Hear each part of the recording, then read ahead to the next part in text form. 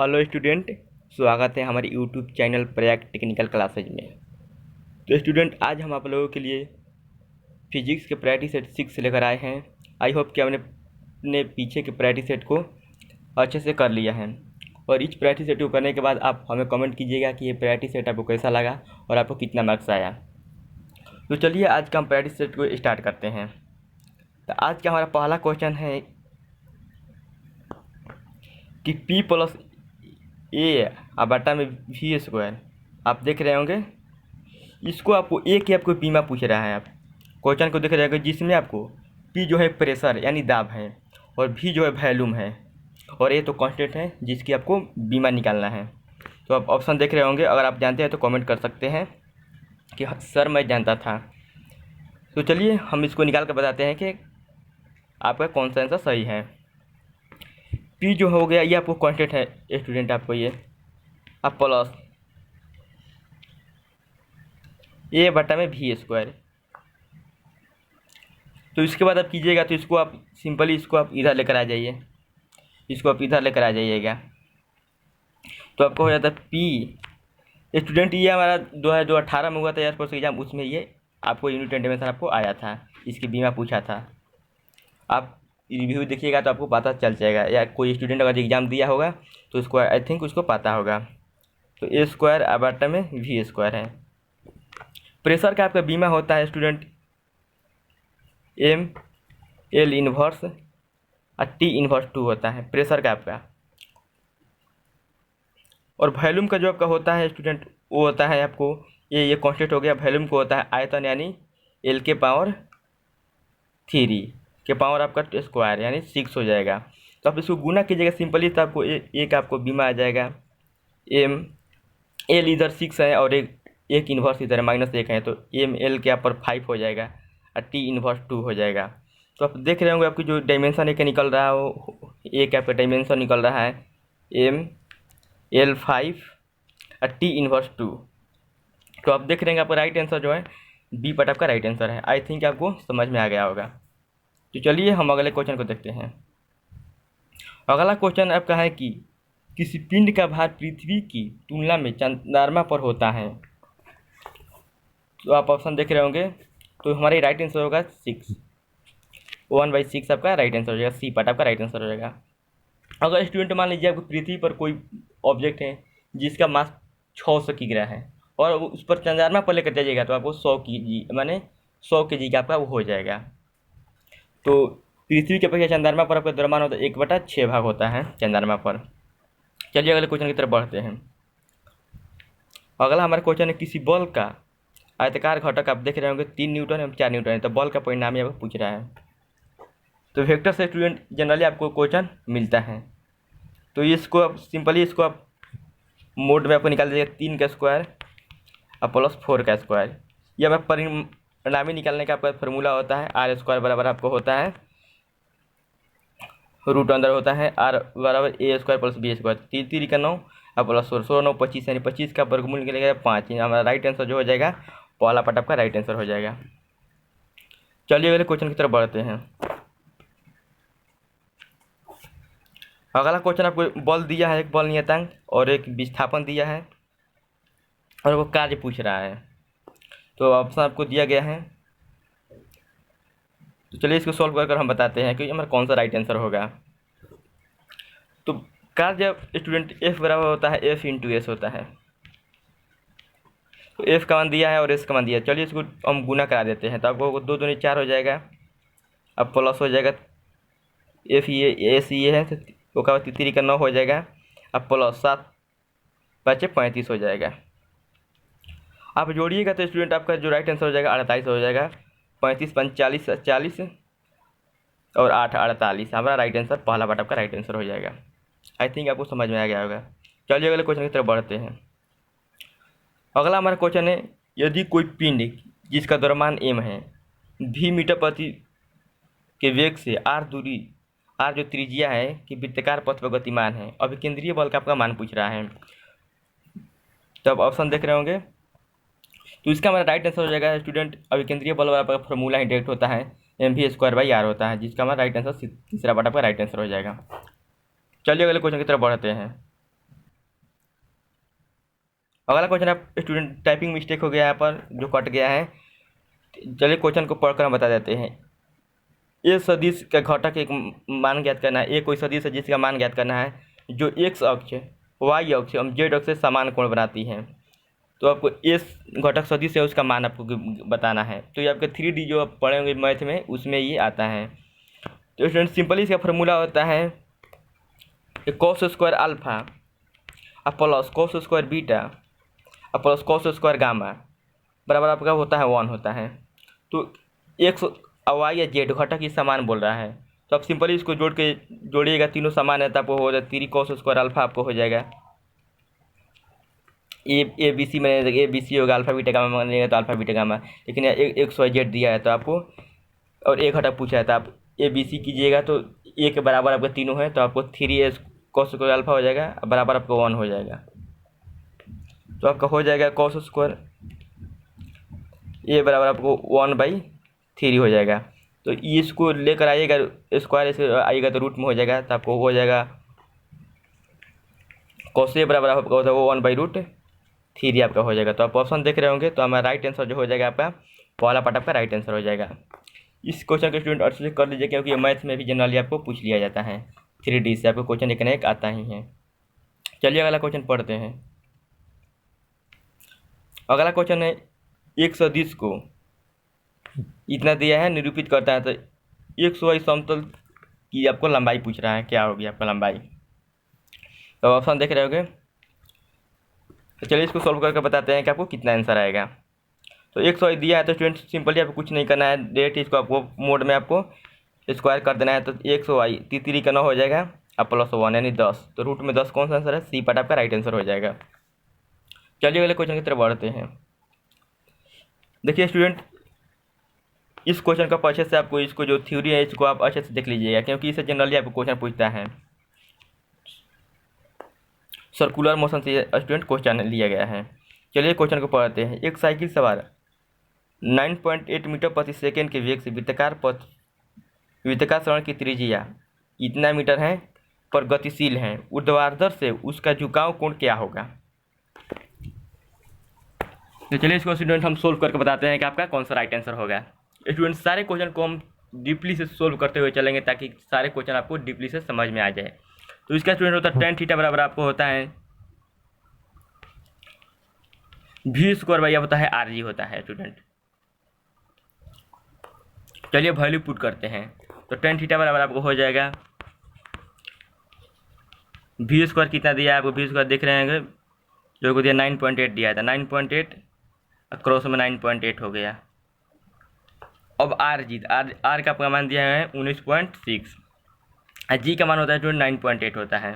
तो 9.8 कट गया, ये इसको आप कटेगा तो एक दो बार में कटेगा। तो tan थीटा बराबर हो गया 1/2।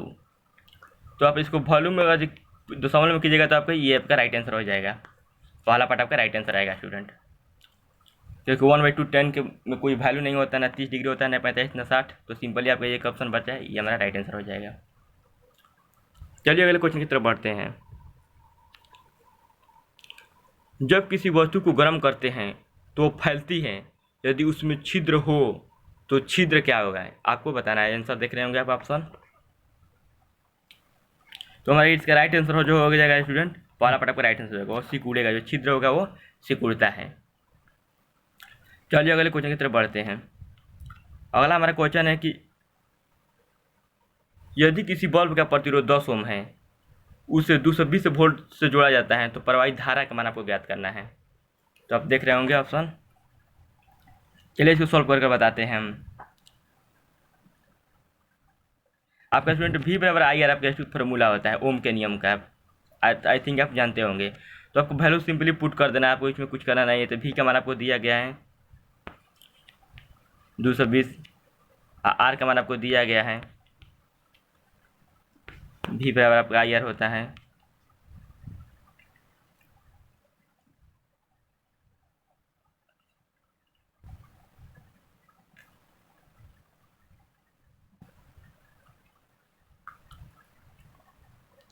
तो स्टूडेंट आपका सिंपल इसका आंसर आ जाएगा आपको 40 आपको कट जाएगा एक। 1 जीरो का जाएगा 11 और बट्टा में 2 यानी आपको 5.5 आपका आंसर आ जाएगा। 5.5 का राइट आंसर हो जाएगा। पहला पार्ट आपका राइट आंसर हो जाएगा। आई थिंक आपको समझ में आ गया होगा। ये ओम का नियम का स्टूडेंट आपको फॉर्मूला होता है V बराबर IR। चलिए अगले क्वेश्चन की तरफ बढ़ते हैं। अगला क्वेश्चन स्टूडेंट बहुत ही महत्वपूर्ण क्वेश्चन है, इसको आप अच्छे से देखिएगा। 1600 kg आपका द्रव्यमान है। कार का आपका जो वेग आप देख रहे होंगे 72 किलोमीटर प्रति घंटा की दर से चल रही है। तो फिर गतिज ऊर्जा बताना है। तो स्टूडेंट गतिज ऊर्जा का आपका फॉर्मूला होता है 1/2 mv² होता है, जो मीटर प्रति सेकेंड में होता है स्टूडेंट, बट आपको किलोमीटर प्रति घंटा में दिया है।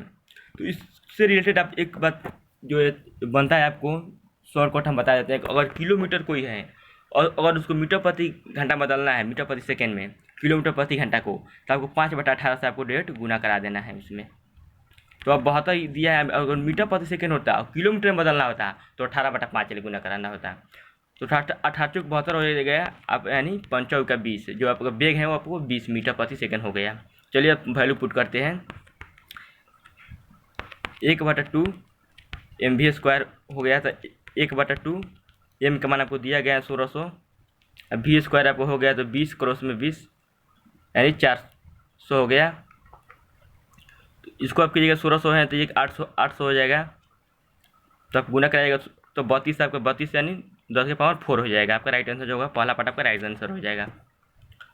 चलिए अगले क्वेश्चन की तरफ बढ़ते हैं। अगला क्वेश्चन है निर्वात में लाल रंग के प्रकाश का तरंगदैर्घ्य आपको दिया गया है 6000 एंगस्ट्रॉम और आवृत्ति आपको ज्ञात करना है। अब वेग दिया गया है, आप ऑप्शन देख रहे होंगे। तो इसका स्टूडेंट आपका फॉर्मूला होता है V बराबर N लैम्डा होता है।